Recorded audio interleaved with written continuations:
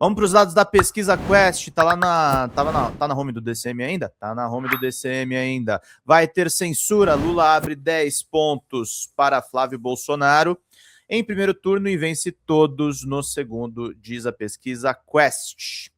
Pesquisa Genial Quest, divulgada nesta quarta, dia 10, mostra o presidente Luiz Inácio Lula da Silva na liderança do primeiro turno da disputa presidencial, com 39% das intenções de voto. O senador Flávio Bolsonaro aparece em segundo lugar, com 29%. O levantamento é o primeiro divulgado pela Quest desde a revelação dos diálogos em que Flávio Bolsonaro pede dinheiro ao banqueiro Daniel Vorcaro, preso por lavagem de dinheiro e fraudes financeiras para financiar o filme Dark Horse, sobre o ex-presidente Jair Bolsonaro. A pesquisa Atlas Intel também mediu o impacto do escândalo sobre a campanha de extrema-direita, foi censurada pelo ministro Cássio Nunes Marques, presidente do Tribunal Superior Eleitoral, TSE. A pesquisa também ocorre depois de Flávio se reunir com o presidente dos Estados Unidos, Donald Trump, em Washington.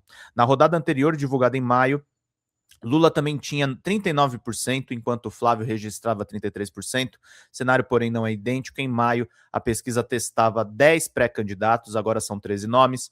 Pela primeira vez, a Quest incluiu o deputado federal Aécio Neves e o ex-ministro do Supremo Tribunal Federal, Joaquim Barbosa. Depois de Lula e Flávio, aparecem o fundador do MBL, Renan Santos, e o ex-governador Ronaldo Caiado, ambos com 3%. Aécio e o ex-governador Romeu Zema pontuam 2% cada. Augusto Cury, do Avante, Joaquim Barbosa e Samara Martins, da UP, tem 1% cada. Cabo Daciolo, do Mobiliza, Edmilson Costa, do PCB, e Edmilson Costa é do PCB. E Herô Bezerra, do PRTB, não pontuaram. Brancos, nulos e eleitores que dizem que não vão votar somam 9%, antes 10% em maio. Indecisos subiram de 5% para 10%.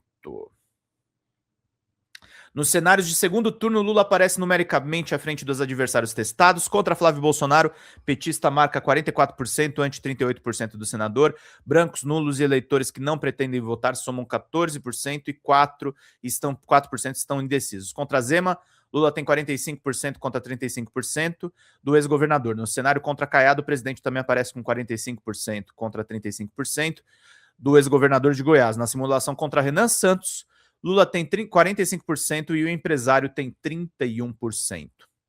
Para Dawison Belém Lopes, professor de Política Internacional e Comparada da Universidade Federal de Minas Gerais, o cenário é de otimismo para o campo da esquerda. Ele avaliou as vantagens nos 4 cenários como indicativo de que a vitória petista é logo ali. A pesquisa também mediu a avaliação do governo Lula segundo a Quest. 48% desaprovam a atuação do presidente, enquanto 47% aprovam, tá meio a meio, quase.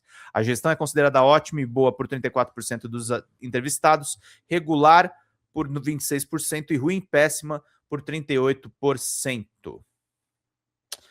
Outro fator no cenário político foi a decisão do governo estadunidense de classificar o PCC e o Comando Vermelho como organizações terroristas e impor nova tarifa de 25% sobre produtos brasileiros. As duas medidas foram criticadas por Lula. A pesquisa foi encomendada pela Genial Investimentos. A Quest ouviu 2.004 pessoas entre os dias 5 e 8 de junho, margem de erro de 2 pontos percentuais para mais ou para menos e o nível de confiança de 95%. A pesquisa está registrada no TSE no número que está na tela. O Instituto também perguntou sobre a firmeza do voto. Para 63% dos entrevistados, a escolha do candidato é definitiva. Outros 36% afirmaram que ainda podem mudar de ideia até a eleição. A gente tem que disputar os 36%, tá, gente? Para eles ou votarem no Lula ou anularem o voto. Heloísa Helena, que estava ocupando a vaga de Glauber Braga, deixa de ser deputada e lança pré-candidatura. Vamos ver juntos aqui. A Folha TV recebeu as informações do time de comunicação da Heloísa. Em 4 meses, a deputada federal da rede apresentou 66 projetos. Um deles propõe a proibição de bets em todo o território brasileiro. Em pouco mais de 4 meses, a deputada federal Heloísa Helena, da Rede do Rio de Janeiro, apresentou 66 projetos de lei na Câmara, além de propor em fevereiro a proibição das chamadas bets. Ela apresentou, entre outros, o projeto para que o benefício de prestação continuada, BPC, para pessoas com deficiência e idosos fosse concedido independentemente de critérios de renda e um para limitar juros do crédito consignado e instituir o desenrola consignado. E mais, reuniu ao lado da deputada Fernanda Melchiona do PSOL assinaturas de 181 deputados e de 35 senadores para a instalação da CPMI do Banco Master. Na próxima sexta, dia 12, Heloísa Helena dá a largada da sua pré-candidatura a deputada federal pelo Rio de Janeiro, estado que a levou de volta ao Congresso Nacional depois de 18 anos. E ela promete continuar a sua cruzada na defesa dos mais pobres e contra o banditismo político. A minha bússola na política sempre foi o meu coração e o amor que eu tenho pelos mais pobres, pelos mais fracos e pelos excluídos deste país. Foi sempre pensando neles que empunhei minha espada, seja nas instâncias de poder ou nas ruas, e é por eles que eu continuarei lutando e combatendo o banditismo na política, diz ela. A Heloísa Helena, que recentemente perdeu um filho, né, gente? Teve uma moção ali de respeito na Câmara, muito bonita, em nome da luta dela. Em meio a tantos escândalos no país, especialmente no Rio de Janeiro, Heloísa Helena faz um apelo para que brasileiros e brasileiras redobrem seus cuidados na hora de ir nas urnas em outubro, mas não deixem de escolher os seus representantes. Entenda a indignação do povo com a política, mas quando deixamos de votar, entregamos aos grandes e poderosos a possibilidade para definir a nossa vida e o nosso destino. Antes de ir às urnas, o eleitor deve se perguntar a quem vai entregar a gerência de mais de 200 milhões de dinheiro público. É essa dinheirama que cada deputado federal administra em seus 4 anos de mandato, lembra ela. Quem for pobre, que se quebre, defende Heloísa. Durante 6 meses, a parlamentar brigou para que o Congresso Nacional instalasse a CPMI do Banco Master e investigasse um dos maiores escândalos financeiros e políticos do Brasil. Está nas mãos do presidente do Congresso, o senador Davi Alcolumbre, instalar a comissão, já que o requerimento apresentado supera o mínimo de assinaturas exigido pela Constituição e atende aos requisitos estabelecidos pelo regimento da Casa. Nós trabalhamos muito.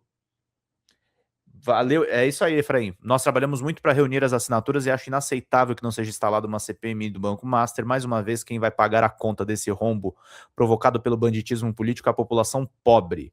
A Heloísa Helena, que o Lula lembrou lá dos embates que ele teve com ela nas eleições presidenciais, né? Mesmo não estando na Câmara, continuarei cobrando a investigação dos tentáculos podres do Banco Master, como já fizemos lá no Sertão. Quem for pobre que se quebre, diz Heloísa Helena. A parlamentar assumiu a cadeira da Câmara Federal no dia 16 de dezembro do ano passado, no lugar de Glauber Braga, já que era a primeira suplente de bancada da federação que une o seu partido, a Rede de Sustentabilidade e o PSOL.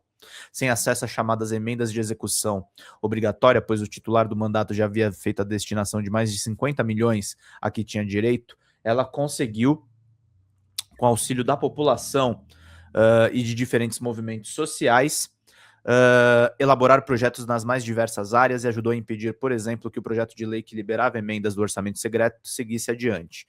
Membro titular da Comissão de Saúde e suplente das Comissões de Segurança Pública e Combate ao Crime Organizado e Previdência, Assistência Social à Infância, Adolescência e Família, parlamentar defendeu, entre outras pautas, salários mais justos e profissionais de saúde, educação e segurança. São eles que estão diariamente nos frontes de batalha, lidando com as dores e os problemas do chamado Brasil Real, justifica Heloísa Helena.